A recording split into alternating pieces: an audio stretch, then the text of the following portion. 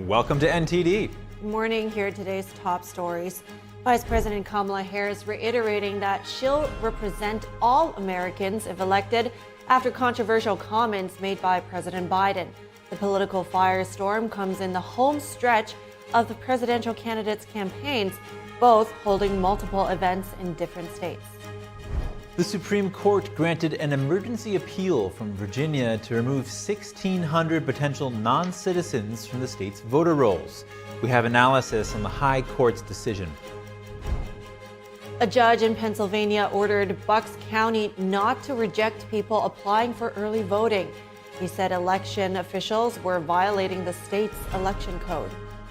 In Michigan, a Chinese national is charged with illegal voting, and in Pennsylvania, thousands of voter registration forms with fake names. More on the investigations. It's widely expected that Republicans will gain control in the Senate, regardless of how the presidential race shapes up. But why is that? NTD's Melina Weiskup breaks it down. And the President and the First Lady host their final trick-or-treat event at the White House. Jill Biden pays tribute to a new resident at Washington's National Zoo.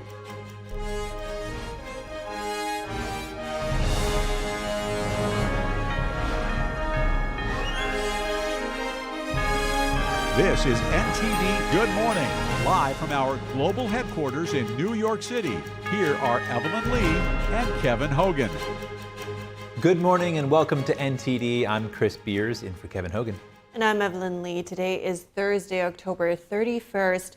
Today's top news: donning a garbage collector's outfit and riding a garbage truck. Former President Trump highlights President Biden's gaffe as he courts voters in battleground Wisconsin. NTD's Iris Tao has more from Trump's rally in Green Bay, Wisconsin. Dressed as a garbage collector, former President Trump starts his rally here in Green Bay, Wisconsin by saying that his supporters are not garbage. And I have to begin by saying 250 million Americans are not garbage. I call you the heart and soul of America. You are the heart and soul.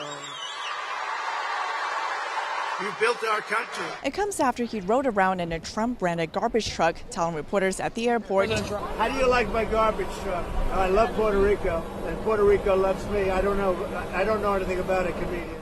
It comes as both the Biden White House and Vice President Kamala Harris's campaign are seeking to clarify that President Biden was referring to the rhetoric by a comedian at Trump's Madison Square Garden rally, not to Trump supporters. He does not view Trump supporters or anybody who supports Trump as garbage. He has said multiple times that he is a president for all. It doesn't matter if you live in a red state. It doesn't matter if you live in a blue state. And both candidates are seeking to appeal to voters with a message of unity, with Trump saying he's bringing in Americans from all walks of life, and Vice President Harris saying as president, she will represent all Americans. I will represent all Americans, including those who don't vote for me, and address their needs and their desires. And next, Trump set to campaign in Arizona, New Mexico, and Michigan before returning here to Wisconsin on Friday. Reporting from Green Bay, Wisconsin, Iris Tao, NTD News.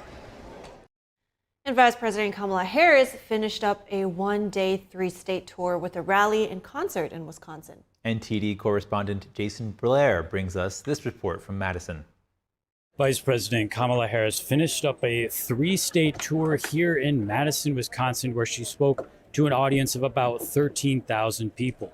Madison, we have an opportunity in this election to turn the page, and here is my pledge to you. As president, I pledge to seek common ground and common sense solutions to the challenges you face. I am not looking to score political points.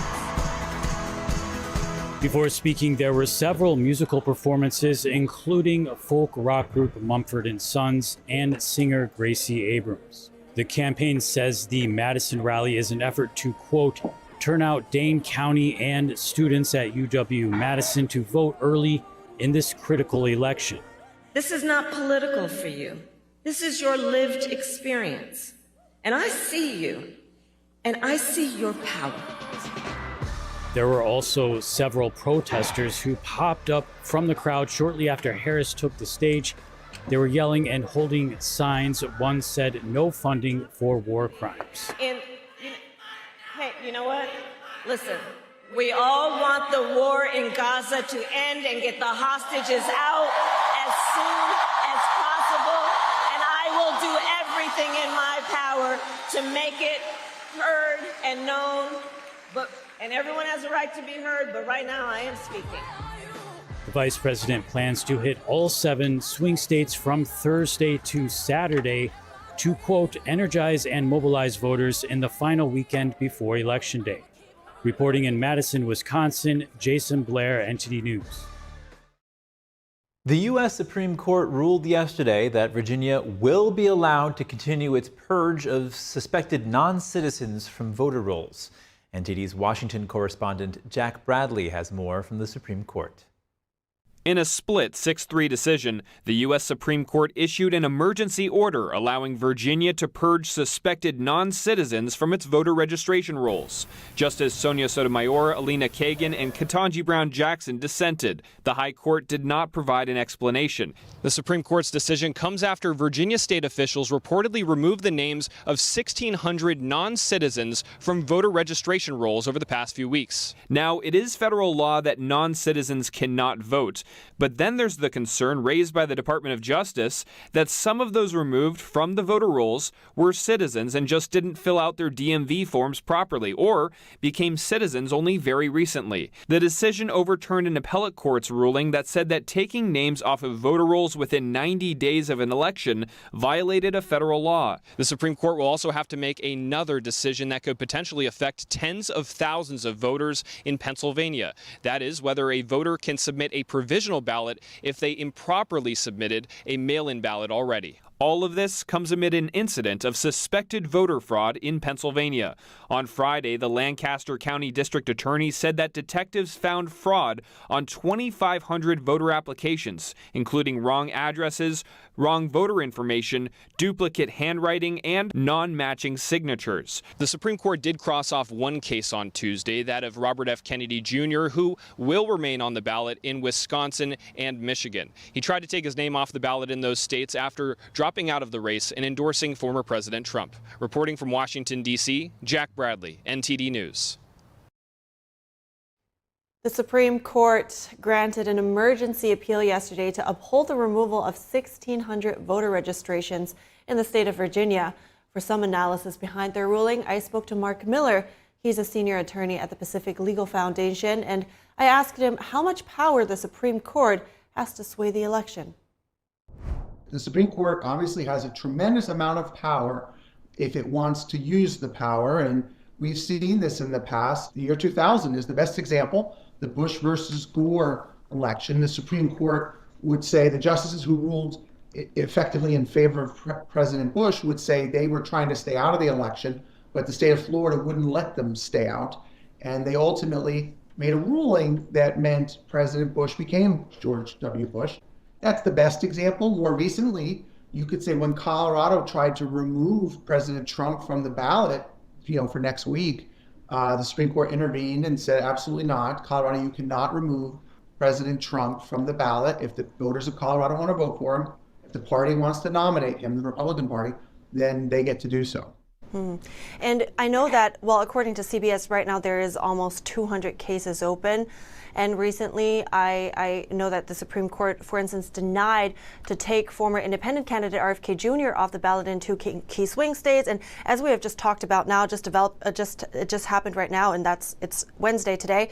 The Supreme Court allowed Virginia to purge the voter rolls. So how aware do you think the Supreme Court is of its power to sway the election, and how strongly do you think that all that shapes their ruling at this moment? Does it give you any indication? I think all 9 justices are rooting for a blowout, and they probably don't even care which way. And I say that because if the election isn't close, then they don't have to be on the hot seat like they were in 2000 or like they've been earlier this year. But to be sure, they're aware of the power they have. They don't want to be in the middle of it. They want to be behind the scenes, underneath the radar, not drawing a lot of attention. And unfortunately, the way our country is split 50-50 right now, it's hard to imagine they won't have to get involved. Just like you said, Virginia petitioned the Supreme Court to allow Virginia to purge voters from the rolls that they thought were illegally on the rolls. And there's about 1,600 of them, if I recall correctly. And the Supreme Court said, yes, Virginia, you can go ahead, despite the federal Department of Justice saying that was illegal, to remove them from the rolls. So already the Supreme Court is getting sucked into the election drama even more, and it will just ramp up as we get closer to the election and then in the weeks after, I predict. So how significant are these rulings? And maybe are there some other cases that are still open but have a big potential to impact this last stretch of the race?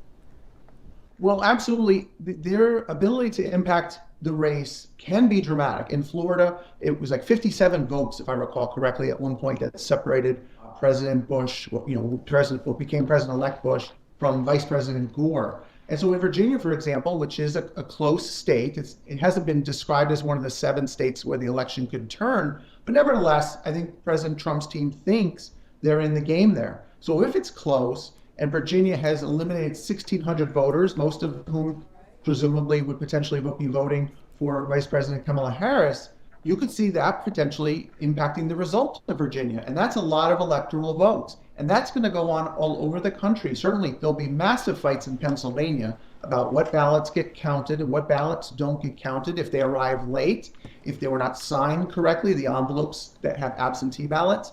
So there's all sorts of legal issues that are going to arise, and it's going to be quite the roller coaster ride for the next month or two. So with such influence, how do you think either party is using those lawsuits or the Supreme Court to influence the election?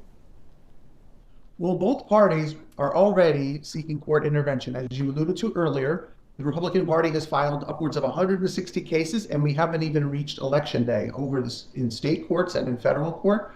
And there's over 200 altogether, which suggests to me that the Democrats, for their part, have been filing lawsuits as well. I think that will ramp up. Again, those of us who are of a certain age recall vividly that President Bush's team was filing lawsuits and Vice President Gore's team was filing lawsuits. And both teams in 2000 were accused of the other of trying to steal the election through the courts. Actually, they were both just simply expecting the rule of law to get involved. And so if we look at our country as a country governed by the rule of law, it is not surprising that when it's 50-50 tied, that the courts will get called on to resolve so many of these legal disputes. Well, I think on that note, so many open questions still and moving parts. We'll definitely keep a close eye on that. Thank you so much, Mark Miller. Appreciate it. Always a pleasure to be with you. A judge in Pennsylvania has ordered a county to extend early in-person ballot applications. This comes after the board was accused of turning voters away. Here are the details. A judge ordered Bucks County, Pennsylvania to extend its in-person voting option and not turn people away who show up to apply. Republicans sued Bucks County in suburban Philadelphia after reports that an unprepared election office was sending voters away. The lawsuit said there were long lines on Tuesday, the final day to apply in person for a mail-in ballot, and that sites where people could apply were closing early. The lawsuit sought a one-day extension till 5 p.m. Wednesday, but the judge ruled the county had to give voters till businesses close on Friday to apply. Republican National Committee Chair Michael Whatley said this was a landmark victory. He vowed the RNC would, quote, leave no stone unturned in ensuring a fair election. The County Board of Elections and Department of State did not respond to a request for comment before broadcast time. Pennsylvania is gearing up for a large voter turnout this time around. Hundreds of voting machines were locked, wrapped in plastic, and lined up to be delivered to local precincts. What we're looking at are our voting machines that are packaged up and ready to go out to the precincts. We have 1,327 polling places in Allegheny County, and that's spread amongst 766 actual locations. Trays containing thousands of mail-in ballots are being stored in a secure location before envelopes are removed on Tuesday. Unlike some other states, Pennsylvania does not allow early counting of mail-in ballots. The ruling on ballot applications is one among several legal interventions this election. On the same day, the Pennsylvania Commonwealth Court ruled Philadelphia officials had to count mail-in ballots even if they lack a handwritten date on the envelope. A law enforcement official says the devices used to cause fires in ballot drop boxes in Portland and Vancouver this week were marked with the message "Free Gaza." Investigators are searching for a suspect and a vehicle believed to be linked to the arson. The official said a third device placed at a different drop box in Vancouver, Washington earlier this month carried the words "Free Palestine." The arson attacks destroyed hundreds of ballots in Vancouver on Monday. The official said authorities are investigating if the person who left the devices had pro-Palestinian views or just wanted to create confusion. Surveillance images show a vehicle pulling up to a Portland drop box before a fire was discovered inside. Police describe the suspect as a white man aged 30 to 40 who is balding or has very short hair. They say he is believed to be an experienced metal worker and may be planning additional attacks. No arrests have been announced. After the break, Israeli forces report striking more than 100 Hezbollah terrorist targets in Lebanon, and a number of people were injured when a rocket reportedly hit a UN facility in Lebanon. Meanwhile, North Korea said it conducted an intercontinental ballistic missile test this morning. More on the war going on there. The deadliest flooding in Spain's modern history has left 95 dead and buildings and bridges destroyed. A look at the aftermath of the disaster.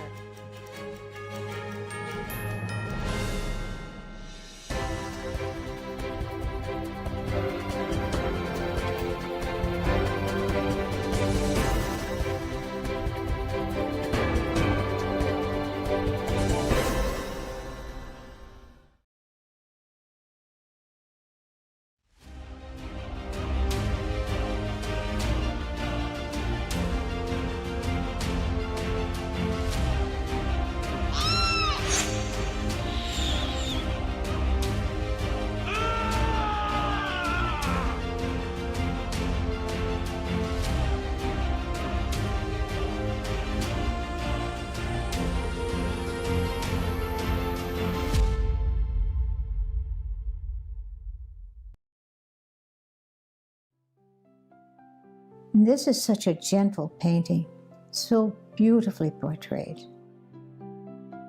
A group of people reading together in this simple, everyday-looking living room. A young girl reading along with an adult, a grandparent sitting in the lotus position, a businessman in his typical suit. You see all those people, they look like they have quietly settled down there. And you as a viewer, it looks like you've just stepped in the door.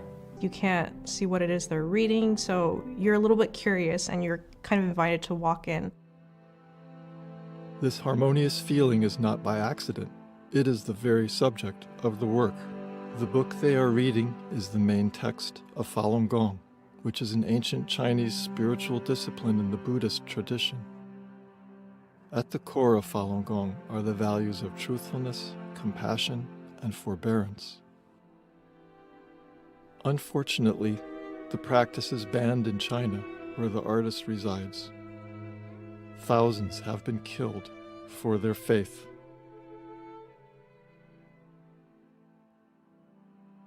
Golden energy blooms into the room as a result of their steadfast faith. The painting on the back wall reminds us of this work's title, Plum Blossoms in a Muddy World. It's also a metaphor for the practitioners that are sitting in the room as plum blossoms. They signify perseverance and hope that all brutal winters end and life is renewed once again. The magical painting.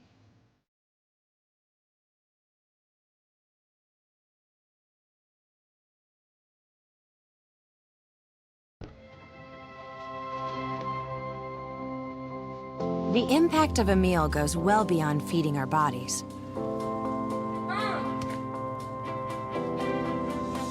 Because when people are fed, futures are nourished. Everyone deserves to live a full life. And with your help, together we can end hunger. Join the movement at feedingamerica.org/actnow.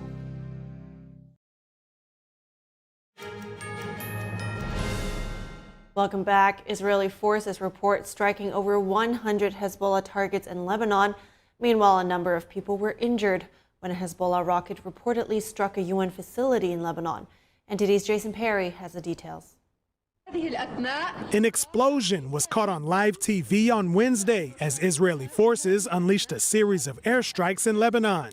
Israel ordered residents to evacuate certain areas and hours later reported striking over 100 Hezbollah targets that same day. Firefighters were seen responding to the aftermath.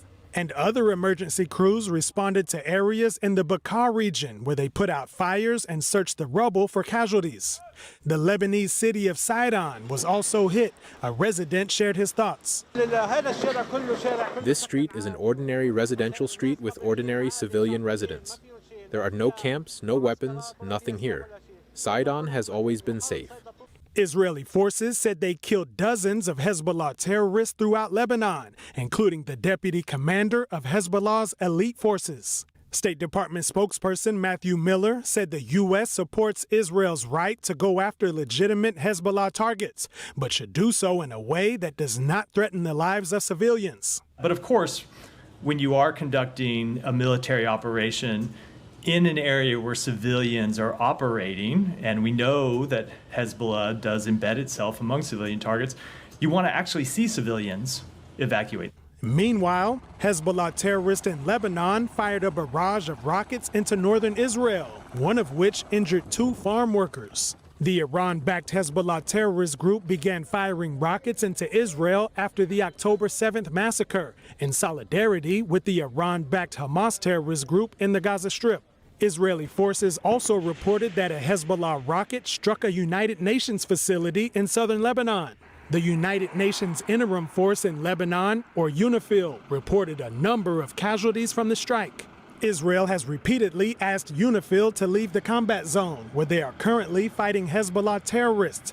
But a UNIFIL spokesperson said they will remain in southern Lebanon and monitor the situation. Meanwhile, Hezbollah's new leader gave his first speech since he was selected for the position, and he said Hezbollah will continue with its war plan. Israel's defense minister posted on X that the Hezbollah leader's new appointment would be, quote, temporary and not for long. Jason Perry, NTD News. Ukrainian officials say a Russian strike killed a child and injured dozens in the city of Kharkiv. Meanwhile, North Korea said it conducted an intercontinental ballistic missile test this morning. The test comes just days ahead of the United States presidential election next Tuesday. Here's more on that. Ukrainian officials say one child was killed Wednesday when a Russian-guided bomb hit an apartment block in Kharkiv. 29 other people were reportedly injured. Officials said the child was 11 years old. There is no logic behind hitting residential buildings. The attacks have no military value.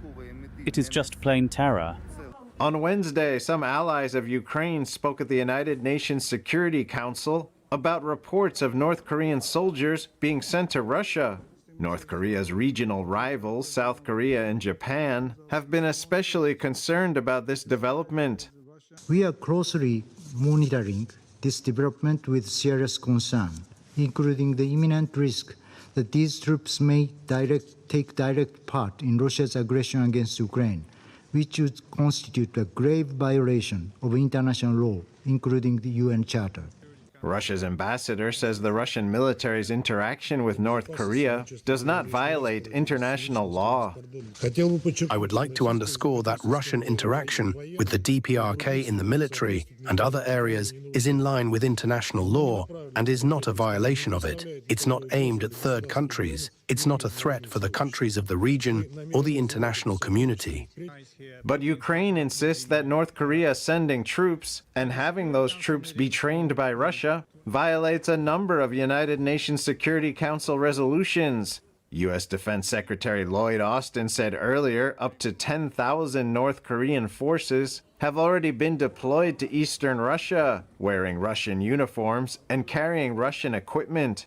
Early on Thursday, North Korea tested a suspected intercontinental ballistic missile, leading to concern from the U.S., South Korea, and Japan. It drew swift condemnation, with the U.S. calling it a flagrant violation of UN Security Council resolutions. South Korea's military told lawmakers Wednesday their neighbor to the north was close to conducting a 7th nuclear test. U.S. Central Command said yesterday the military struck several ISIS terrorist camps in Syria this week. The airstrikes took place on Monday evening and targeted multiple locations and senior leaders of the terrorist group. As many as 35 terrorists were killed in the operation. The attacks followed several joint operations with Iraqi forces that targeted ISIS terrorists in Iraq. The U.S. Central Command said the recent strikes will disrupt the group's ability to plan and carry out attacks against civilians and U.S. allies in the region. They said there were no signs of civilian casualties from the strikes. At least 95 people have been killed in possibly the deadliest flooding to hit Spain in its modern history. Local authorities said torrential rain battered the eastern region of Valencia, sweeping away bridges and buildings. Residents resumed cleaning up efforts for the second day today. Ryan Chang reports. Scores of people have been killed in some of Spain's worst floods in recent history. Meteorologists say a year's worth of rain had fallen in 8 hours in parts of the eastern region of Valencia Tuesday. Authorities plan for more rescue operations on Thursday, and the death toll is expected to rise. In Utiel, locals combed through the mud and debris, cleaning up what's left of their livelihoods. 60-year-old teacher in Cana got emotional as she spoke about the pain she felt for all those who lost their lives in the flooding. Another Utiel resident, grocer Amadeo Ibanez, said he felt powerless as the river rose in half an hour, and he lost almost everything in that time. Many of Valencia's farmlands were submerged. The region is a key citrus producer in the country, accounting for almost 2/3 of the citrus fruit grown in Spain, a leading global exporter. One of Spain's largest farmer groups on Tuesday said it expected significant damage to crops. Roads were closed and rail services to Madrid and Barcelona were halted due to the rain. In a televised address, Prime Minister Pedro Sanchez promised to rebuild infrastructure that was destroyed. Coming up, Michigan voters have a new option for how to cast their ballots this year. A 2022 ballot measure gave 9 days of in-person early voting to Michiganders. Our reporter is in the Wolverine state.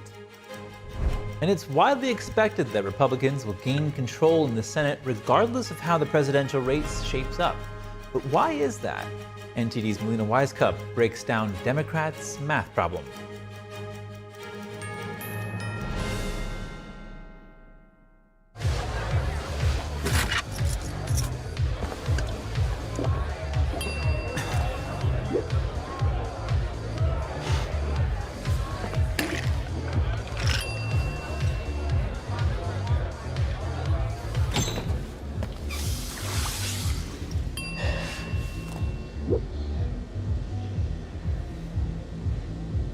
If you need to do something to feel okay to drive, you're not okay to drive. Don't drive buzzed. Did you know indoor air quality can be 5 to even 100 times worse than outdoors? Meet the Air Doctor. It's your answer for clean air and the only hospital-grade air purifier equipped with advanced Ultra HEPA filters, proven to improve your indoor air quality and overall health. Air Doctor circulates and triple filters the air in your room up to 5 times per hour. Say goodbye to pollen, smoke, mold spores, pet dander, even viruses, because the Ultra HEPA filter removes virtually 100% of dangerous contaminants down to 0.003 microns. That's 100 times smaller filtration than ordinary HEPA purifiers. This would have been in your lungs. Finally, get relief from allergies and asthma and reduce airborne disease. It's pulling the pollutants out. It's even pulling the toxic chemicals that our cleaning products leave behind. Call or go to tryair40.com now. Get 40% off our best-selling air purifier. Call 1-800-876-0163. Call now. New to Medicare? Recently moved or losing coverage? Then let us help break it down for you. First up, we have Medicare Part A. Consider your hospital insurance as your safety net, covering inpatient hospital stays, skilled nursing facilities, hospice care, and some home health care. It's the help for your peace of mind, ensuring that you get the care you may need when you need it. And now let's talk about Medicare Part B, your medical insurance. This is your key to most preventative services, outpatient care and doctor visits, from flu shots to screenings. Part B, you're at the forefront of proactive healthcare. If you enroll in a Medicare Advantage plan, the plan may provide all of your Medicare Part A and Medicare Part B coverage, and it is designed with you in mind, providing a wide array of coverage options for personalized care. Review your Medicare coverage options, ensuring it aligns with your evolving healthcare needs, from flu shots to screenings. Call 800-939-1759. That's 800-939-1759. We design Native Path products to restore essential nutrients missing from the modern diet. This is what being on the path is all about. We're more than a health and wellness brand, we're a community. Visit getnativepath.com/NTD for your special offer. Adopting you was the best decision in our life. And I am so proud to call you my son.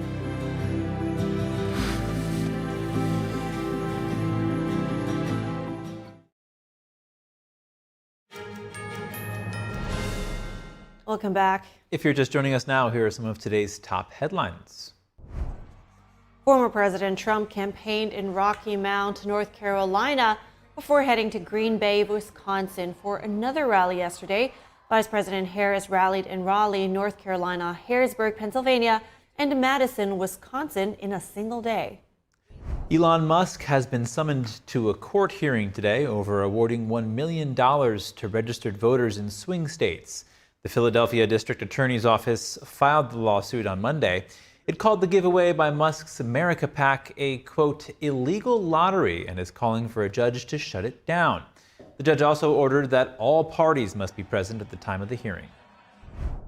The Supreme Court ruled to allow Virginia to remove suspected non-citizens from its voter registration rolls.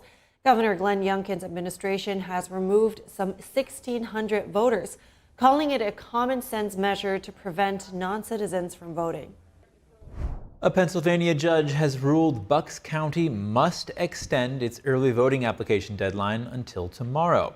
This comes in response to a Republican lawsuit that says people were being turned away by election officials. The judge found the officials' actions violated the state election code.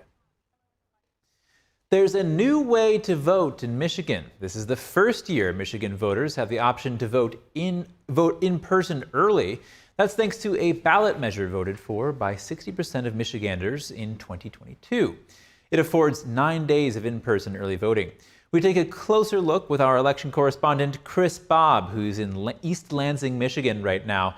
Good morning, Chris. How many people have voted early so far this year, and how are people feeling there in Michigan about the opportunity to vote early? Good morning, Chris. Happy Halloween. So far, there's 7.3 million active registered voters here in Michigan, and 30% of those 7.3 have already voted. So that's about 2.2 million people. And they've done one of two things. They've either voted early at one of the centers, as you said. We have 9 days early here in Michigan. In some locations, it goes up to 14 days early, just like at the campus of MSU where I'm stationed. Or they submitted an absentee ballot. So for the 7 swing states that are in the race right now, Michigan is the 3rd highest volume of early and absentee votes. So we're seeing a ton of votes come in early out of Michigan. Yesterday, I spoke to one of the chairs of MSU Votes here at Michigan State University, who told me that they have seen the highest numbers of student engagement in the election this year. And the precinct chair here at the voting center where I'm stationed told me that he's super encouraged by the amount of voting that he's seeing. Well, it sounds like democracy is alive and well in Michigan there. Have you spoken to people about how they feel about the opportunity to vote early? Yes, I have. I was actually posted up outside of an early voting center here on campus. And I also did a trip to another early voting center over in Ann Arbor, Michigan. And the students are very, very happy that it's very convenient to vote on campus. They were worried, many of them, about submitting an absentee ballot or having something lost in the mail. But they've had a lot of success here. At these early voting sites, they have people who walk them through the process. They can get registered to vote here. So they've seen a very high voter turnout.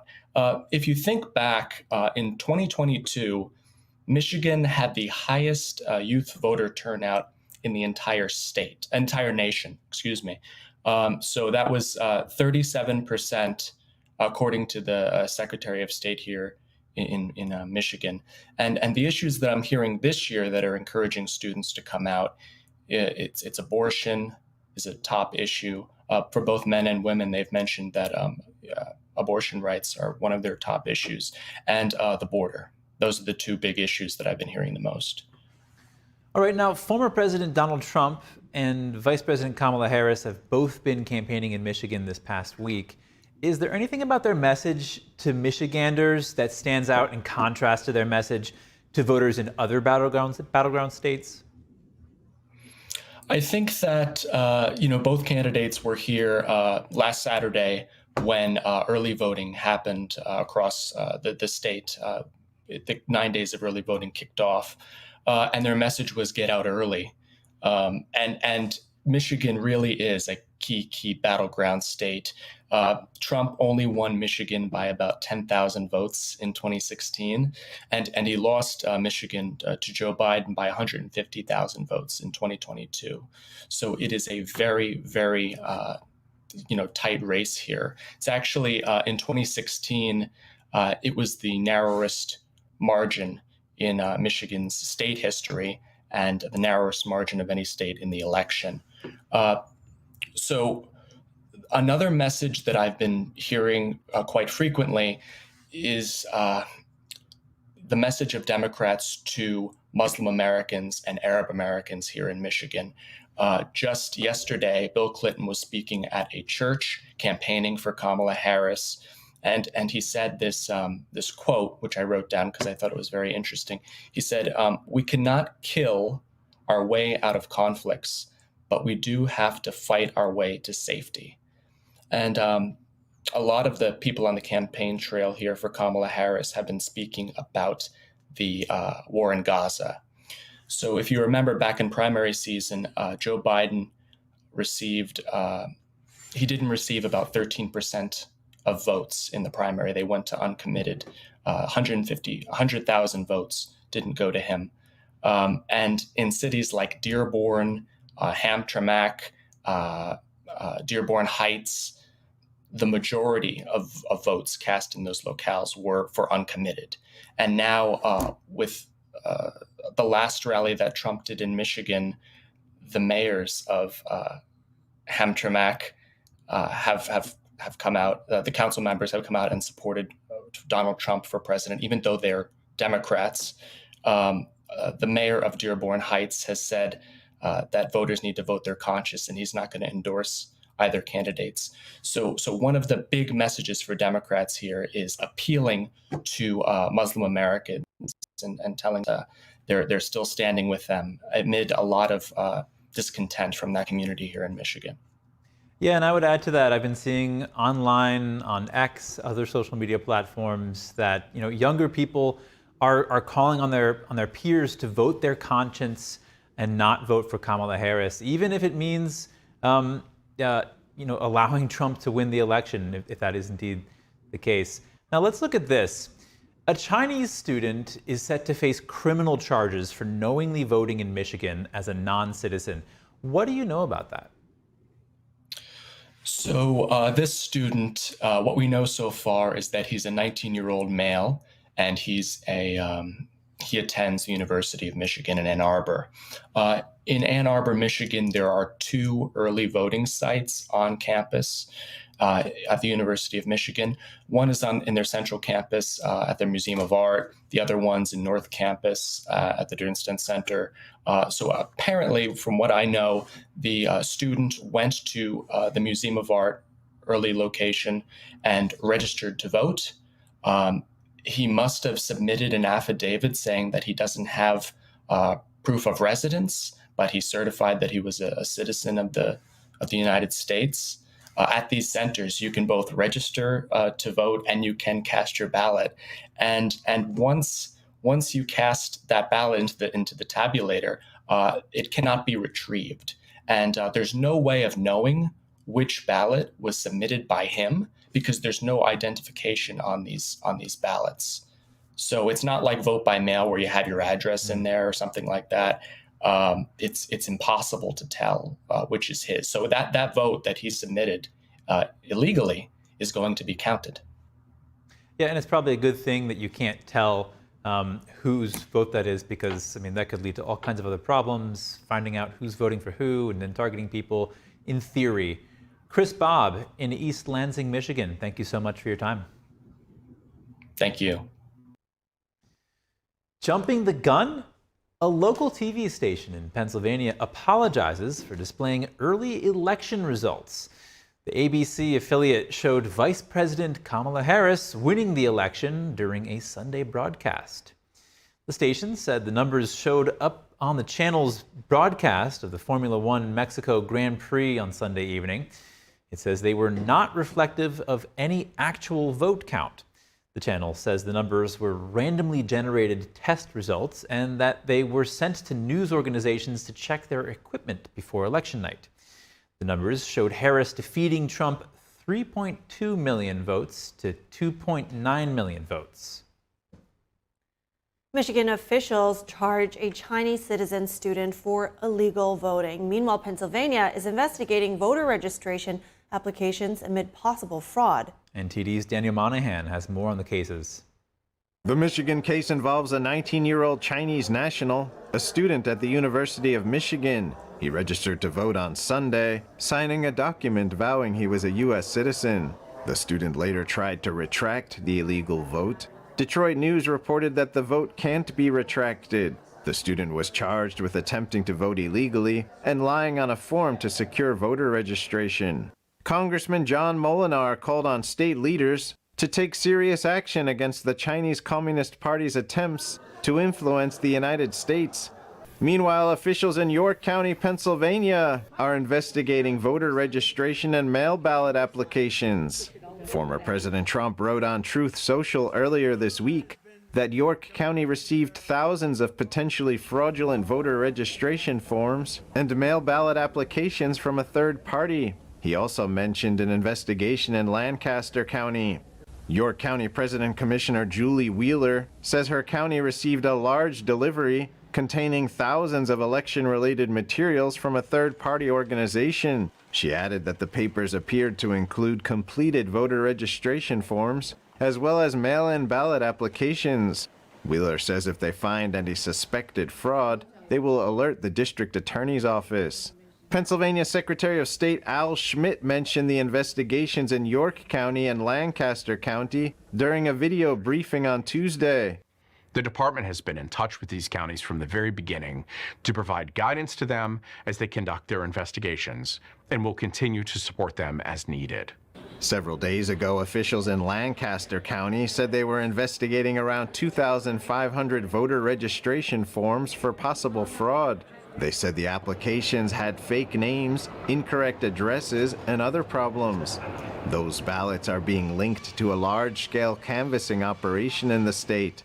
Ultimately, the county election offices and the investigative law enforcement agencies will determine whether any criminal charges are warranted. Lancaster County District Attorney Heather Adams said at a news conference that 2 other unnamed counties received similar applications. She said election workers noticed that numerous applications had similarities.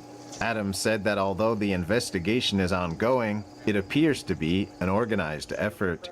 Daniel Monahan, NTD News. It's widely expected that Republicans will gain control in the Senate regardless of how the presidential race shapes up. But why is that? NTD's Melina Wisecup joins us to break down the numbers. 34 Senate seats are up for grabs this cycle, most of which are held by Democrats. Republicans only need a net gain of 2 seats to take control of the upper chamber. That means they need to hold on to the 49 seats they currently have and gain 2 more. But it's highly likely that they will be able to do that. I say that because West Virginia is all but secured by Republicans. Democrats have essentially let the seat go. Republican candidate Jim Justice is leading by a large margin in the polls. Another area Republicans are likely to flip is in Montana with John Tester's seat. Democrats Democrats have tried desperately to hold on to this seat, but it being a Trump-won state, an area that Trump won by 16 percentage points in 2020, his name back at the top of the ticket, it may be a long shot for Democrats to keep the seat blue. So just with West Virginia and Montana alone, Republicans would be able to secure a bare bones majority in the upper chamber. That's even without winning any of the 5 toss-up races. The next state Republicans are highly likely to win is over in Ohio. The Democrat and Republican candidates have traded leads in the polls throughout this entire season, and it's also a Trump-won state and home to the vice presidential candidate, J.D. Vance. Democrats are trying to offset these likely GOP wins by throwing everything they have into races like Florida and Texas, but with those being solid red states with very popular candidates, those efforts may not be fruitful. So with all of this said, regardless of how the presidential race turns up, it's highly likely Republicans will take control of the Senate next year. Reporting from Washington, D.C., Melina Weisskopf, NTD News. And big changes coming for Obamacare. House Speaker Mike Johnson vows massive changes to the Affordable Care Act if former President Trump wins. Johnson told a Pennsylvania crowd Monday that lawmakers will have a very aggressive first 100 days. The House Speaker says they want to, quote, take a blowtorch to the regulatory state. He added that taking bureaucrats out of health care is better for everybody. The Democratic Party responded to the comments. It accused both Johnson and Trump of wanting to repeal the Affordable Care Act. Johnson disputes the accusation. The Health and Human Services Department says more than 40 million are insured in connection with the Affordable Care Act. The Heritage Foundation says the act doubled the cost of individual health insurance between 2013 and 2019. When we come back, the President and the First Lady host their final trick-or-treat event at the White House. And Jill Biden dresses up to welcome new residents at Washington's National Zoo. Stay tuned.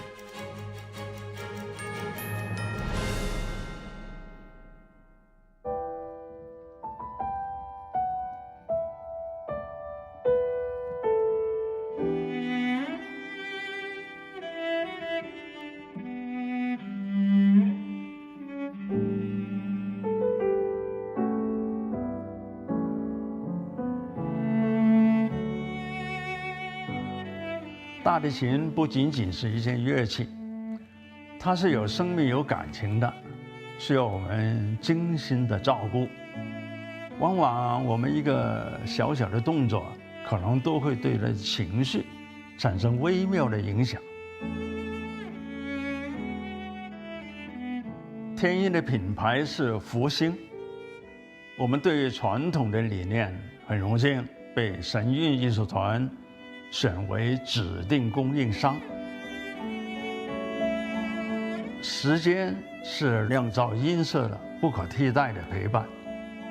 我跟大提琴已经有60多年的友情了，每一把琴都有它自己的个性，熟悉它，才能真正发挥它的潜力。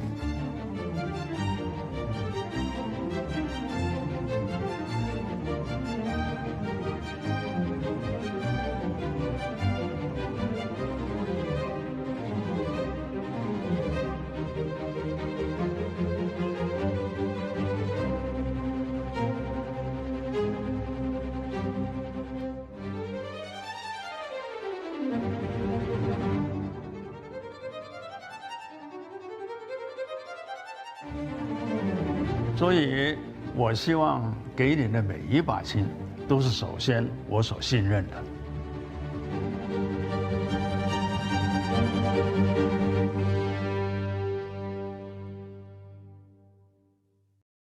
According to ancient Chinese medicine, purslane is considered a medicinal herb and is used to help lower cholesterol, improve vascular functions, and prevent diabetes. Perilla seeds can nourish the lungs and spleen. It is used to treat asthma and improve pulmonary functions. Puritang green vegetable omega-3 is made from purslane and perilla seeds from Hwangmae Mountain in South Korea. It contains over 90% of omega-3, 6, 7, and 9, the highest concentration possible without chemical additives. The soft gel is made of natural seaweed. It is 100% organic and vegan. Both adults and children can take it with peace of mind. ancient recipes were passed down from heaven to bring prosperity and longevity. Puritan green vegetable omega-3.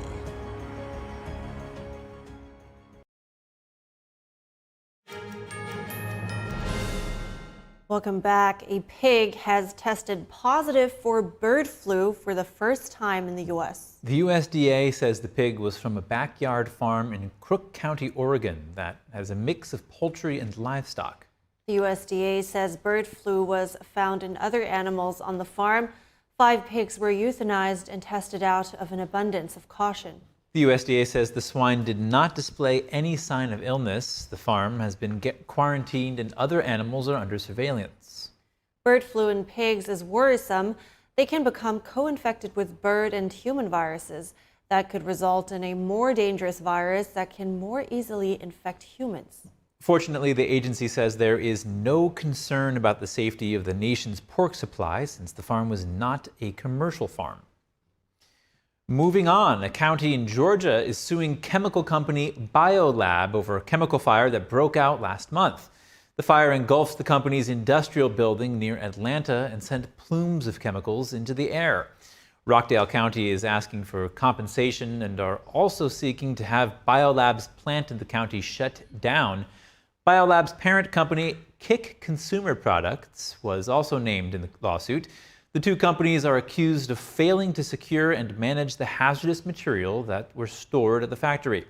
The county is also accusing them of a failure to maintain fire suppression systems that could extinguish volatile fires. The Bidens just hosted their last Halloween event at the White House lawn. Jill Biden dressed up as a panda to greet trick-or-treaters on the South Lawn. Earlier this year, the First Lady took part in the National Zoo's announcement that it would be home to giant pandas once again. Adorable. There is the first panda. President Biden donned a more conventional suit and tie and handed out candy to kids along with his wife. Earlier yesterday, Jill Biden, a former teacher, read a story about spooky pumpkins to a group of children as part of her Hello Read event. Around 8,000 people, including the children of service members, were expected in and out of the residence all day. And to weather, forecasters say this could end up being one of the warmest Halloweens ever for parts of the Great Lakes, Northeast, and Mid-Atlantic. Several cities could set new record highs, including Washington, D.C. And the weather in Des Moines, Iowa is why kids there get to trick-or-treat on Halloween today for the first time since 1938. The metro area usually holds what's called Beggar's Night on October 30th, but this year it's on the 31st. Officials say they were worried about yesterday's storms.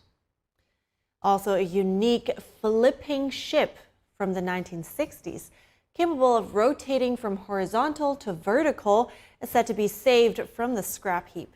Wait till you see this footage, it is so cool. A UK-based ocean engineering company called Deep has brought her to Europe for a refit with state-of-the-art technology. Watch. This unique flipping ship has been saved from the scrap heap, giving it a second life to continue its marine research. The ship, called Flip, is capable of rotating from horizontal to vertical. Half ship, half submarine, Flip is 355 feet long. It can sink more than 295 feet of its hull vertically in less than 30 minutes by taking on hundreds of tons of water, and returns to the horizontal by expelling the water using compressed air. Here's Flip's captain, Giulio Maresca. Flip was intended to be scrapped, to be cut in pieces, so we literally save from death this amazing piece of history. When vertical, the vessel has unparalleled stability even in the roughest seas, making it an ideal platform to study wave dynamics, sound propagation and oceanography. Originally built for the US Navy in 1962 to carry out acoustic research, FLIP, which stands for Floating Instrument Platform, was decommissioned last year. But an ocean engineering company brought the ship to Europe. Tom Hutton from Deep hopes to see it work again, refitted with the latest technology. We want to create a platform that is versatile, but also has modern requirements for power, modern technology for communication, and will allow the very latest technologies to be deployed in this otherwise austere environment. The vessel behind me, as you can see, is of an age. It's from the 1960s, and a lot of the technology on board was also from that era, even though it has been a platform to support a lot of really important innovation of science and technology and marine research since then. The refitting will take place over the next 18 months at a shipyard in the south of France. How incredible is this? It's a masterpiece. I can't believe they almost, took it apart into pieces. Yeah, really far out. When I first saw this, I was amazed. Yeah. That is the place to be if you're out there on the high seas in a dangerous storm, because it sounds like when it's vertical like that, it doesn't really flip over easily. Could be. All right, we're glad it's saved. Let's head to a quick break. We'll be right back with more in the second hour, so stay tuned.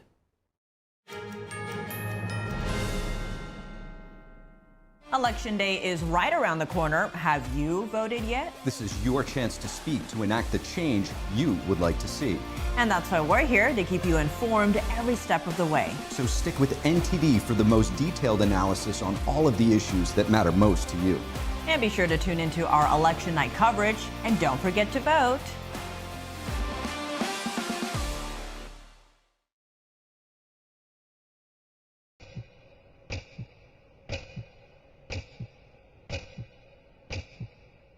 بیست و سه سال 16 سال عمري ما هفت اما داعش کردیان برانبر خوشکو دایکانی ازدی ما کاری که دور لهمو چمک دموکراسی و موافقانی مرو و انسانیت او بارودوخی که است های به تایبت لعراق و سوریا بشه که دگرت با و حالانه که اداره اوباما کرد ریم بو او هفت روز بو و داعش از کرد تامبوم كرا قوتينيز قريا بما متشكر بهار بيدن نبو باوان رحم نبو ودمنا سؤالان من خادران نزل باوان نفستم بس نا وانا قوبس ناش بجوش باش. They would literally be auctioned in front of soldiers, and then the soldiers begin to bid. زارود وان همو جيبرم تي حملي زارود الدم واسسي وان همو جيبرم وحشیگریه که توا عیاره ظلمی که یک جار زور گوره لما افرطانه کرده و تعدایی که زور زوریان میده که همانه روزانه دست فروشیده اليوم التوزيع كلنا نصيب.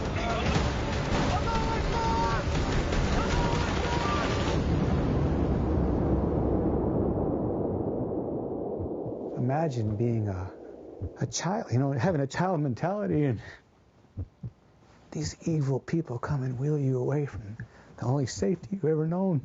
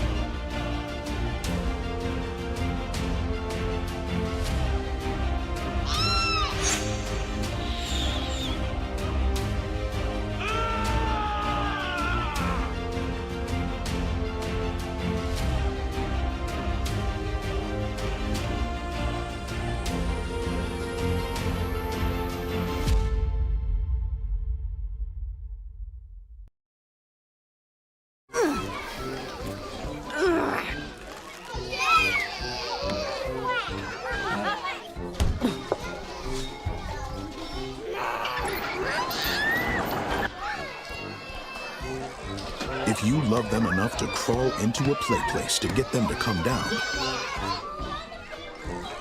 then surely you'll check nhtsa.gov/the right seat to make sure they're in the right car seat.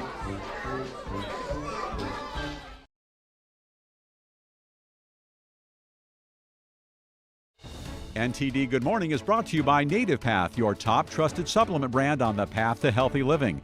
For 44% off plus free shipping and free gift, visit getnativepath.com/NTD.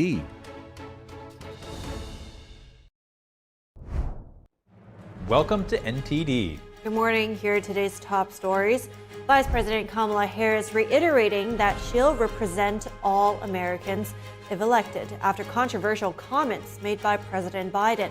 The political firestorm comes in the home stretch of the presidential candidates' campaigns, both holding multiple events in different states.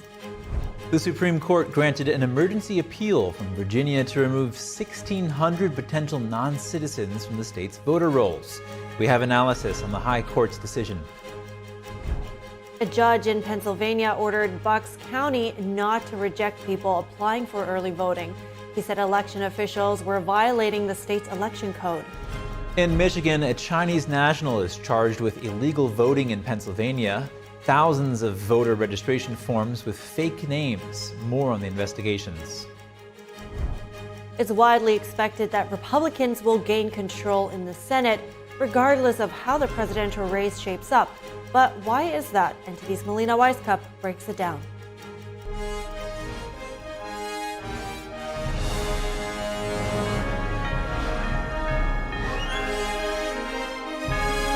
This is NTD Good Morning, live from our global headquarters in New York City.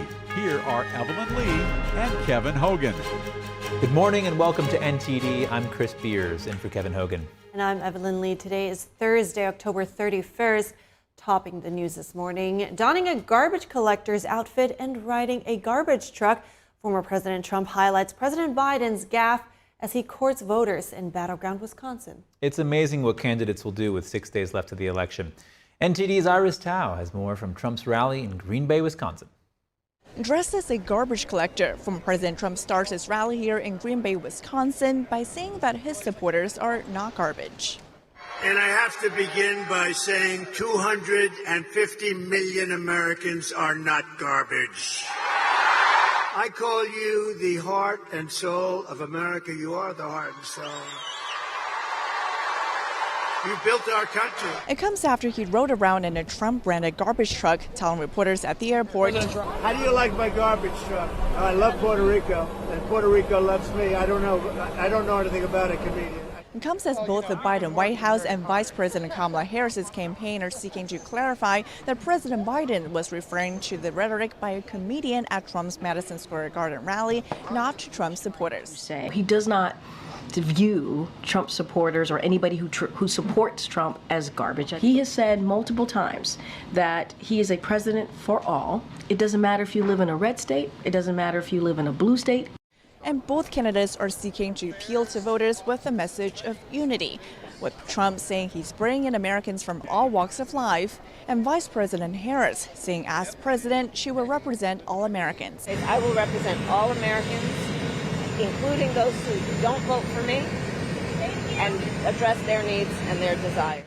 And next, Trump set to campaign in Arizona, New Mexico, and Michigan before returning here to Wisconsin on Friday. Reporting from Green Bay, Wisconsin, Iris Tao, NTD News. Vice President Kamala Harris finished up a one-day, three-state tour with a rally and concert in Wisconsin. NTD correspondent Jason Blair brings us this report from Madison. Vice President Kamala Harris finished up a three-state tour here in Madison, Wisconsin, where she spoke to an audience of about 13,000 people. Madison, we have an opportunity in this election to turn the page, and here is my pledge to you. As president, I pledge to seek common ground and common sense solutions to the challenges you face. I am not looking to score political points. Before speaking, there were several musical performances, including folk rock group Mumford & Sons and singer Gracie Abrams. The campaign says the Madison rally is an effort to, quote, turn out Dane County and students at UW-Madison to vote early in this critical election. This is not political for you. This is your lived experience. And I see you, and I see your power. There were also several protesters who popped up from the crowd shortly after Harris took the stage.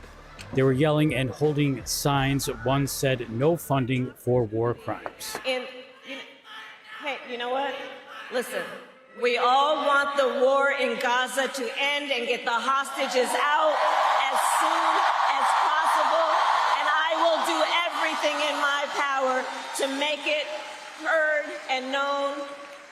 And everyone has a right to be heard, but right now I am speaking. The vice president plans to hit all 7 swing states from Thursday to Saturday to, quote, energize and mobilize voters in the final weekend before Election Day. Reporting in Madison, Wisconsin, Jason Blair, NTD News. Now let's hear more about this last stretch and all the star power that the Harris campaign has been mobilizing. We're bringing in Brad Palumbo. He is the co-founder of Based Politics and a Steamboat Institute Blankley Fellow. Good morning, Brad. Good to see you. So how could all this star power affect the Democratic vote? Well, they always have this. They always have all the A-list actors and Hollywood celebrities, or at least the vast majority of them, rallying around the Democratic candidate. And with a few exceptions, I don't think it makes a huge difference other than fundraising and maybe some headline making. But by and large, I don't think most people vote based on how some B-list actor tells them to. The only exceptions to that I see are maybe the mega stars, the Taylor Swifts and Beyoncés of the world. Although it was funny to see people trickle into a Beyonce event with Kamala and then leave after she performed or after she spoke. That kind of tells you all about how much they care about her political analysis. I think what's more interesting to me is the rare ones that do seem to be breaking through the noise and actually making a difference. Some of these Puerto Rican influencers who are speaking out after Trump's controversial or Trump speaker's comments about Puerto Rico, and other rare influencers or social media celebrities that do seem to be making a difference, but they always have the actors in Hollywood on their side. So Mumford and Sons, Gracie Abrams, all these different people I don't think are game changers at all. So it sounds like star power is not the only thing that is needed. I want to hear more about why you said that there is not a huge difference, especially when we look at past elections, since you also mentioned they've always had this. Is there anything that you can find from history where it did or didn't move the vote? Well, look at Hillary Clinton in 2016. She had basically every major celebrity and all the stars in the world rallied around her. She just didn't have the American people, or at least not enough of them. So I'm sure it helps. I'm sure it helps with fundraising. It helps you make headlines. And maybe there's some people that take their political cues from these people. But I really, look, I'm in Michigan. I'm in a swing state. I talk to people who are voting for Trump. I talk to people who aren't voting. I talk to people who are voting for Kamala. Not once have I heard that they were swayed by an actor or a singer, with maybe the rare exception being Taylor Swift. The fandom and the power that she has is incredibly unique and powerful over some young people, particularly young women. But generally speaking, not a lot of these endorsements move the needle. We saw them all rally around behind Hillary Clinton in 2016, even Biden in 2020, though they were significantly less excited about him for understandable reasons. They always do this. So the idea that it's a game changer, I think it'd be more of a game changer if it maybe didn't happen for once in these really close elections that come down to just tens of thousands of votes. And we are seeing Trump get a few endorsements from rappers or celebrities that he hasn't gotten in past elections. Maybe that could give him a little bit of a boost him with certain demographics. But that too, I still am just deeply skeptical that most people are going to vote based on what some rapper or some pop star said they should do. Got it. So it does sound like, well, do you think that maybe the time that they dedicated for those stars or celebrities could have been used better? I mean, could it paint over some of the issues that voters would need to hear more about at this point? Well, issues that could drive them to the polls.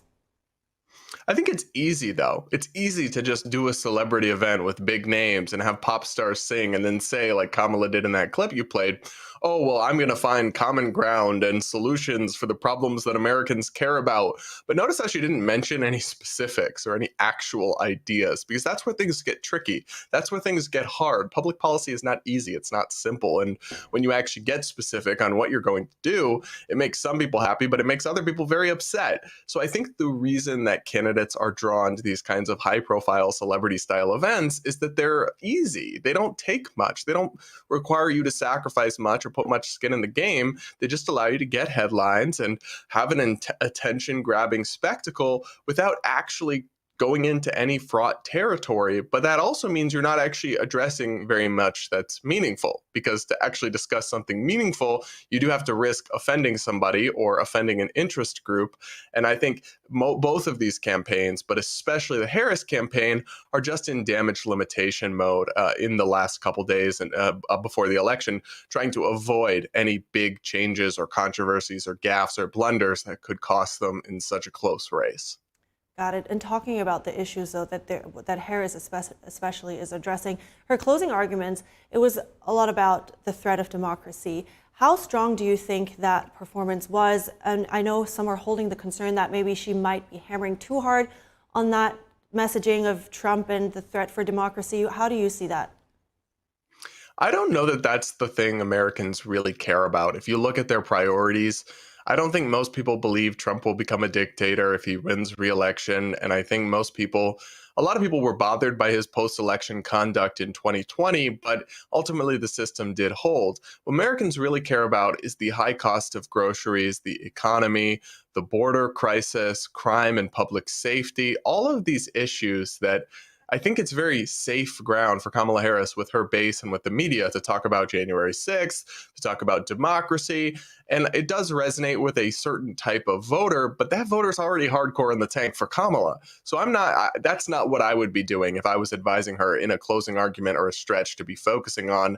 I'd be focusing on kitchen table issues and really pitching myself as a viable alternative with solutions. Because the other thing is that a lot of her campaign basically comes down to, but Trump is bad, rather than why she is good, or any positive vision of herself as a candidate beyond platitudes and meaningless slogans that don't actually indicate much specifics or policy ideas. So I think focusing on some real substance would have been a change, but again, that would undercut her ability to do this kind of game that she's playing, where she wants to be all things to all people. To her progressive supporters, she's a very liberal former senator, and to people in the middle, she's a moderate. And when you actually have to take specific positions and you can't kind of talk out both sides of your mouth, you can't make everybody happy, which is what Kamala Harris is desperately trying to do in these final days before the election. Brad Palumbo, thank you so much for your insights and your time Thanks. this morning. Appreciate it. And a judge in Pennsylvania has ordered a county to extend early in-person ballot applications. This comes after the board was accused of turning voters away. Here are the details. A judge ordered Bucks County, Pennsylvania to extend its in-person voting option and not turn people away who show up to apply. Republicans sued Bucks County in suburban Philadelphia after reports that an unprepared election office was sending voters away.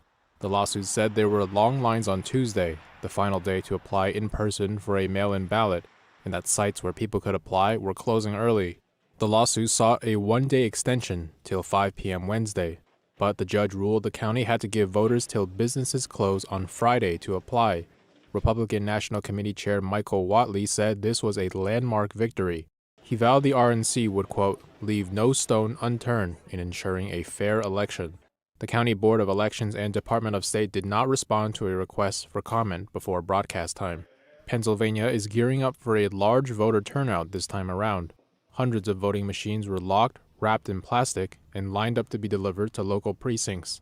What we're looking at are our voting machines that are packaged up and ready to go out to the precincts. We have 1,327 polling places in Allegheny County, and that's spread amongst 766 actual locations.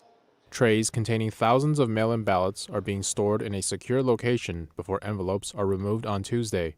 Unlike some other states, Pennsylvania does not allow early counting of mail-in ballots. The ruling on ballot applications is one among several legal interventions this election. On the same day, the Pennsylvania Commonwealth Court ruled Philadelphia officials had to count mail-in ballots even if they lack a handwritten date on the envelope. Elon Musk has been summoned to a court hearing today over awarding $1 million to registered voters in swing states. Musk promised to give $1 million each day to registered voters in battleground states who signed his online free speech and gun rights petition. The Philadelphia District Attorney's Office filed the lawsuit on Monday. It called the giveaway by Musk's America PAC a, quote, illegal lottery and is calling for a judge to shut it down. Musk has been defending his actions, which is being backed by a super PAC that supports former President Trump. The judge also ordered that all parties must be present at the time of the hearing. The hearing in the case was moved up to this morning from Friday. A representative for America PAC and Musk's representatives did not immediately respond to a request for comment. After the break, it's widely expected that Republicans will gain control in the Senate regardless of how the presidential race shapes up. But why is that? NTD's Melina Wisecup breaks down Democrats' math problem after the break.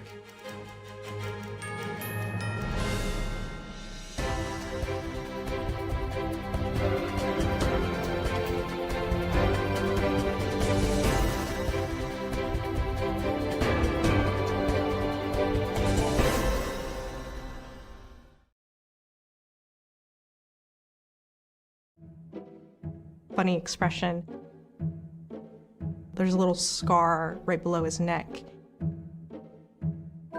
The artist, on a trip to somewhere in South America, he met this kid who told him a story about himself.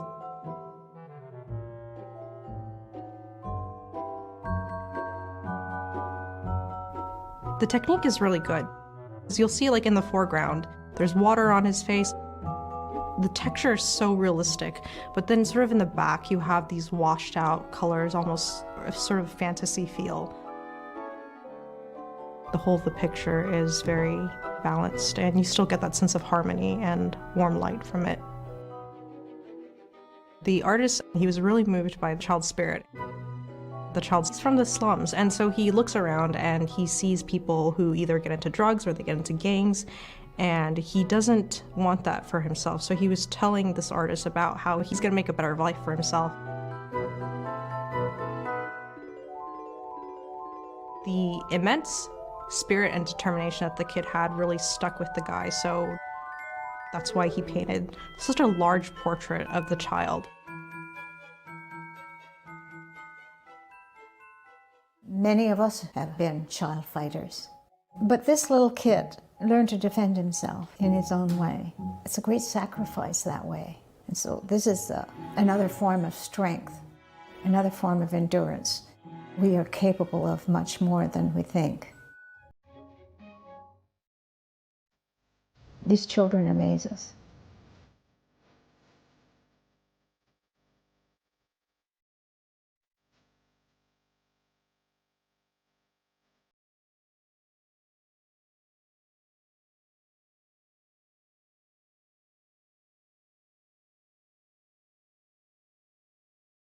I'm Richard Karn, and I love my hose. It ain't those old hoses. This is my hose. The new Pocket Hose Copper Bullet, now infused with real copper, so your water is always clean and lead-free. Just turn on the water and watch your hose grow and grow. And when you turn off the water, away it goes. Our new inner tube uses 3 layers of high-strength latex on the inside. Then it's wrapped in a new polymer filament jacket, 3 times stronger than the other hoses. But my favorite part of our new hose build? The oversized, easy-to-grip fittings. Get the super light 25-foot Pocket Hose Copper Bullet today for only $29.99. But wait, call now and get our copper spray nozzle with our exclusive thumb drive free. This is an exclusive release of our newest Pocket Hose. Order now. Call 1-800-960-8919. That's 1-800-960-8919 or visit copperbullet.hose.com. Order now. Welcome back. A law enforcement official says the devices used to cause fires in ballot drop boxes in Portland and Vancouver this week were marked with the message "Free Gaza." Investigators are searching for a suspect and a vehicle believed to be linked to the arson. The official said a third device, placed at a different drop box in Vancouver, Washington, earlier this month carried the words "Free Palestine." The arson attacks destroyed hundreds of ballots in Vancouver on Monday. The official said authorities are investigating if the person who left the devices had pro-Palestinian views or just wanted to create confusion. Surveillance images show a vehicle pulling up to a Portland drop box before a fire was discovered inside. Police described the suspect as a white man aged 30 to 40 who is balding or has very short hair. They say he is believed to be an experienced metal worker and may be planning additional attacks. No arrests have been announced. Moving on, the U.S. Supreme Court ruled yesterday that Virginia will be allowed to continue its purge of suspected non-citizens from voter rolls. NTD's Washington correspondent Jack Bradley has more from the Supreme Court. In a split 6-3 decision, the U.S. Supreme Court issued an emergency order allowing Virginia to purge suspected non-citizens from its voter registration rolls. Justice Sonia Sotomayor, Alina Kagan, and Ketanji Brown Jackson dissented. The High Court did not provide an explanation. The Supreme Court's decision comes after Virginia state officials reportedly removed the names of 1,600 non-citizens from voter registration rolls over the past few weeks. Now, it is federal law that non-citizens cannot vote. But then there's the concern raised by the Department of Justice that some of those removed from the voter rolls were citizens and just didn't fill out their DMV forms properly or became citizens only very recently. The decision overturned an appellate court's ruling that said that taking names off of voter rolls within 90 days of an election violated a federal law. The Supreme Court will also have to make another decision that could potentially affect tens of thousands of voters in Pennsylvania. That is, whether a voter can submit a provisional ballot if they improperly submitted a mail-in ballot already. All of this comes amid an incident of suspected voter fraud in Pennsylvania. On Friday, the Lancaster County District Attorney said that detectives found fraud on 2,500 voter applications, including wrong addresses, wrong voter information, duplicate handwriting, and non-matching signatures. Reporting from Washington, D.C., Jack Bradley, NTD News. It's widely expected that Republicans will gain control in the Senate regardless of how the presidential race shapes up. But why is that? NTD's Melina Weiskup joins us to break down the numbers. 34 Senate seats are up for grabs this cycle, most of which are held by Democrats. Republicans only need a net gain of 2 seats to take control of the upper chamber. That means they need to hold on to the 49 seats they currently have and gain 2 more. But it's highly likely that they will be able to do that. I say that because West Virginia is all but secured by Republicans. Democrats have essentially let the seat go. Republican candidate Jim Justice is leading by a large margin in the polls. Another area Republicans are likely to flip is in Montana with John Tester's seat. Democrats have tried desperately to hold on to this seat, but it being a Trump-won state, an area that Trump won by 16 percentage points in 2020, his name back at the top of the ticket, it may be a long shot for Democrats to keep the seat blue. So just with West Virginia and Montana alone, Republicans would be able to secure a bare bones majority in the upper chamber. That's even without winning any of the 5 toss-up races. The next state Republicans are highly likely to win is over in Ohio. The Democrat and Republican candidates have traded leads in the polls throughout this entire season, and it's also a Trump-won state and home to the vice presidential candidate, J.D. Vance. Democrats are trying to offset these likely GOP wins by throwing everything they have into races like Florida and Texas, but with those being solid red states with very popular candidates, those efforts may not be fruitful. So with all of this said, regardless of how the presidential race turns up, it's highly likely Republicans will take control of the Senate next year. Reporting from Washington, D.C., Melina Weiskup, NTD News. Both the current Harris Biden administration and former President Trump agree on the importance of tariffs on some imported goods. However, they have different approaches to the matter. Trump wants to increase tariffs even more. His goal is to help address the trade deficit with Europe and to protect U.S. industries from Chinese companies. NTD International correspondent David Vives has the story. In 2022, the U.S. had a $200 billion trade deficit with the European Union. This deficit has prompted Trump to propose new tariffs targeting European imports, arguing that U.S. industries need protection from what he calls unfair trade practices, including government support often received by European manufacturers. He believes that such an imbalance put U.S. businesses, which face higher wages and stricter regulations, at a disadvantage compared to overseas competitors. Economists hold mixed opinions on tariffs. Some believe that tariffs increase prices for consumers. Political analyst Gérald Olivier says this can be used as a temporary measure. The tariff is paid by the importer or the exporter. It is not paid directly by the consumer. It is paid by the consumer if that tariff results in a price increase of the product. What people have observed is that when a tariff is put on any kind of item that is exported to a certain country, the price doesn't increase right away. They try to protect their market share by taking the loss for themselves for a while, until it becomes undoable to do so. Trump's proposal for higher tariffs would continue the approach set by the Biden-Harris administration, which retained Trump's initial tariffs on $300 billion of Chinese goods. Olivier says that Chinese companies receive support from the Chinese Communist Party, allowing them to bypass fair trade rules. With Chinese companies, they can go on forever because the state is behind them. So they don't actually need to make a profit or even to have a balanced budget. If they sell at a loss, they know that the loss will be made up by the government, which is actually the one telling them to sell at a loss in order, once again, to increase their market share and to get sometimes total control of a certain sector. Trump has suggested tariffs as high as 60% on China, a measure he believes could increase U.S. Treasury revenue and create domestic jobs. The very point of a tariff-based trade policy for Trump is to force foreign companies to come and create jobs in the US. At the same time, it will protect some American companies that can have strategic values. David Vives, NTD News, Paris. And as Halloween approaches, police in British Columbia, Canada, have discovered illicit drugs packaged to resemble brand name snacks, candies, and chocolates. Federal investigators in British Columbia, Canada, recently seized over 120,000 packages of illegal cannabis edibles, resembling professionally manufactured snacks, chocolate, candy, honey, and chips. These illegal products are reported to be 100 times more potent than regulated cannabis. They had been produced in highly unsanitary and heavily contaminated mobile trailers and in the presence of other illicit drugs. Therefore, these counterfeit drug-laced snacks had been subjected to cross-contamination with numerous other drugs and substances. This investigation is still ongoing. The authorities state that the suspects belong to an organized crime group that is involved in the production and distribution of illicit drugs and contraband tobacco.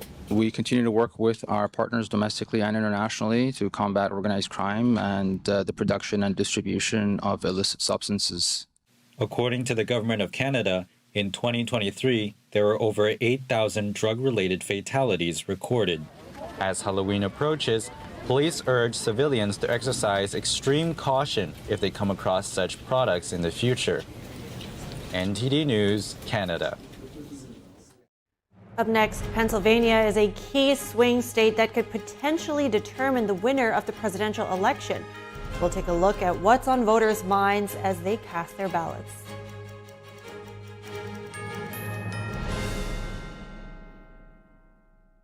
Is deep-sea fish oil really healthy? Due to pollution in the oceans, most fish contain heavy metal elements and radioactive substances. That's why it's so important to choose a pure source of omega-3. Puritang green vegetable omega-3 is made from purslane and perilla seeds, which are rich in nutrients and minerals, especially vitamins A, D, E, calcium, and iron. With natural processing and no harmful chemical additives, it has more than 90% concentration of omegas-3, 6, 7, and 9. It effectively improves brain power and is beneficial to the heart's health. Puritang omega-3 does not smell of fish and contains no pollutants, so both adults and children can safely and easily consume it over a long period of time. Puritang green vegetable omega-3, greener, healthier, and more effective. Visit puritang.com to learn more. The Kindness is Cool Video Awards are back for their second year. Record and nominate acts of kindness, both big and small, from individuals, families, and communities. Submit your videos on ganjingworld.com with the hashtag KindnessIsCool. Win a $10,000 grand prize and be featured on a New York Times Square billboard. Visit ganjingworld.com and start sharing today. Kindness is cool. 我们师傅讲过，过去武术的身法，你上阵的，你要是身法你保持好了，你就失去了生命。 Are today's mainstream martial arts not traditional martial arts? 现在有些人在学说传统武术，尤其是西方人，他不懂。为什么我们要举行大赛呢？因为新党人他就是要提倡传统武术，复兴中华5000年的传统文化。传统武术，真正的传统武术是讲武德的。我相信有一点，就是守住武德就有人教。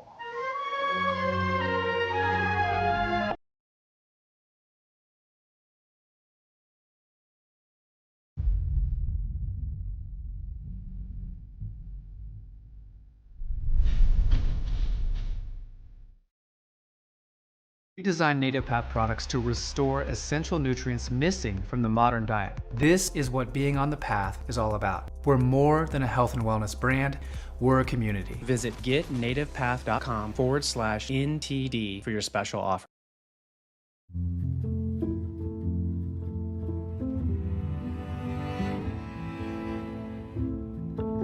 If you're just joining us now, here are some of today's top headlines.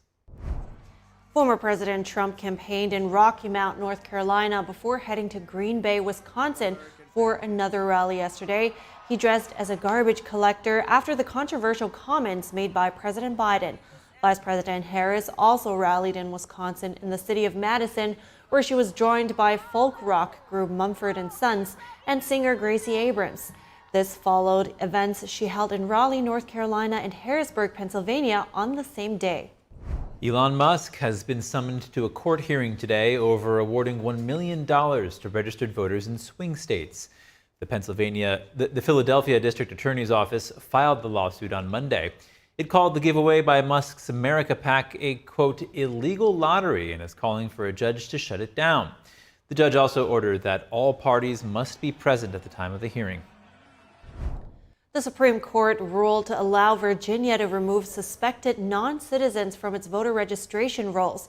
Governor Glenn Youngkin's administration has removed some 1,600 voters, calling it a common-sense measure to prevent non-citizens from voting. A Pennsylvania judge has ruled Bucks County must extend its early voting application deadline until tomorrow. This comes in response to a Republican lawsuit that says people were being turned away by election officials. The judge found the officials' actions violated the state election code.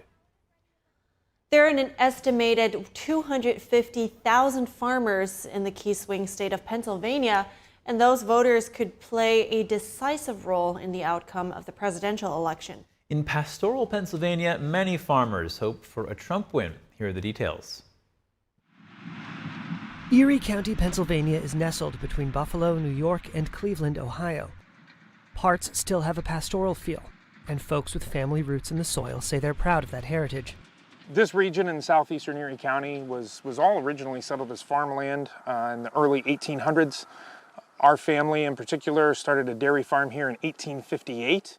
Brian Young owns Young Family Farm in Wattsburg.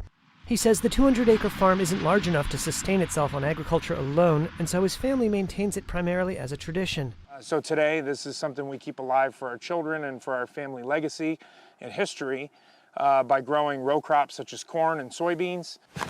Some, still tied in some way to farming here, told Reuters that their costs are foremost in their mind when it comes to voting in the November 5th, 2024 presidential election.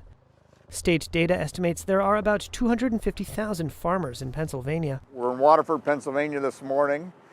This is our home farm. Mark Troyer runs a family business that includes managing hundreds of rental properties in Florida, but his roots are here on a family farm. He said rising salaries for staff and rising costs of fuel have hit the business hard. We've needed to expand our pricing on employees, and it's been pretty difficult. Of course, tractors, you'll see some big equipment here. Everything is more expensive, more, emission standards has taken our tractors and doubled and tripled the cost of them. And when it comes to the election, Troyer says he's supporting Republican candidate Donald Trump because he feels Donald Trump supports folks like him. He has his own faults, but I do feel that he his track record was pro-business, and farming is a business. This is a business. These voters and their voices may matter because Erie County is something of a bellwether and a crucial swing state. Republican President Donald Trump won Erie County in 2016. 4 years later, the county voted for Democratic President Joe Biden. In both those contests, the winner in Erie County also won the state of Pennsylvania, and Pennsylvania is seen as a must-win state by both Democratic and Republican presidential campaigns. People like Troyer and Young cheered the Tax Cuts and Jobs Act signed into law by Trump in 2017. They want to see some of those temporary cuts extended beyond 2024. Our direct hope is tax. Honestly, tax cuts that already occurred. We want the Tax Cuts and Jobs Act to continue. The Congressional Budget Office has estimated that extending the taxpayer-favorable TCJA provisions would add $4.6 trillion to the national debt over the next decade. And pro-Trump views rub up against competing ideas here in Erie County. Lisa Gross supports Democratic presidential candidate Kamala Harris, despite her neighbor's preference for Donald Trump. I think that she's going to be the great choice. I think everybody should think what they're doing. He doesn't care. He doesn't care one way or the other about who lives or dies and who prospers and who doesn't. And I feel that she does, and that's why I'm voting for Kamala. The latest Reuters Ipsos poll shows Harris and Trump effectively tied nationally. Adding to the intensity there in that bellwether county in Pennsylvania, Erie County, I guess the Democrats are suing Erie County because they're saying 2,000 to 10,000 voters have not received or submitted mail-in ballots that they requested. Right, that's definitely a serious issue because everybody needs to have access to that vote. And it's very interesting to hear from that. Definitely, as you say, the Pennsylvania farm county or country people it is a bellwether, and it's really interesting how there is different views on, its economy and business, pro-business especially is important, but how they see it in terms of whether Kamala Harris is better or Donald Trump is better, it still differs. Yeah, and with this election being so close in a historic way, pollsters are saying, all of these lawsuits, they're focusing on these little things, seemingly little things that might not matter as much in other elections, but it's blowing up right now, so many lawsuits. Yeah. All right. Moving on, for our election night live special coverage, join Steve Lance and Tiffany Meyer for the latest results and in-depth analysis. Tune in to The Nation Decides 2024 on November 5th at 6 p.m. Eastern, right here on NTD.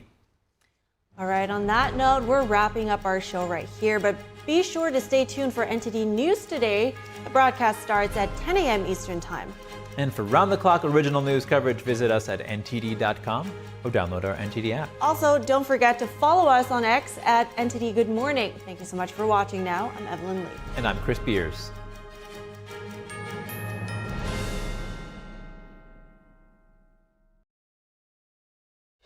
NTD Good Morning is brought to you by Native Path, your top trusted supplement brand on the path to healthy living. For 44% off plus free shipping and free gift, visit getnativepath.com/NTD. Welcome back to The Nation Decides. This historical election, Thank you for joining us. You need the best political